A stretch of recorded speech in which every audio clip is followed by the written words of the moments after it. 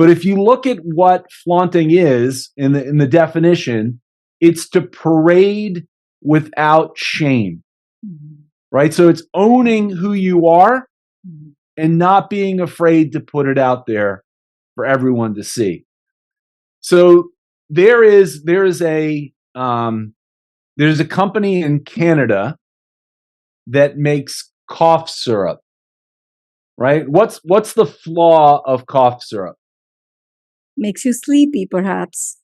Makes you sleepy, but how about when you have to actually take it? Yeah, the taste.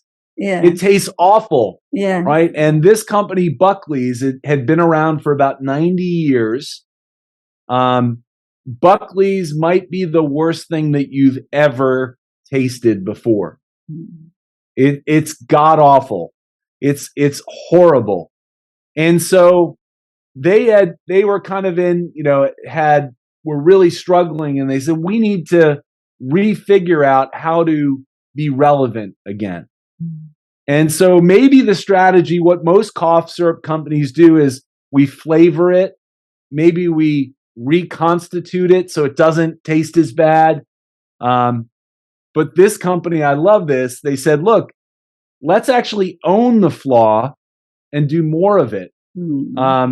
So they did an entire campaign where they did a blind taste test with consumers, and they compared Buckley's to things like trash bag leakage, sweaty gym socks, public restroom puddle, and every time people picked the other thing, they didn't pick Buckley's.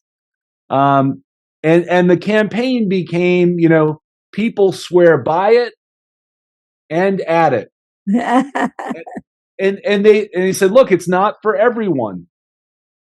And by doing so, within a year, they went from just 2% of the market, they went up to 11% of the market, a 550% increase in sales by owning who they were and not being afraid to put it out there for everyone.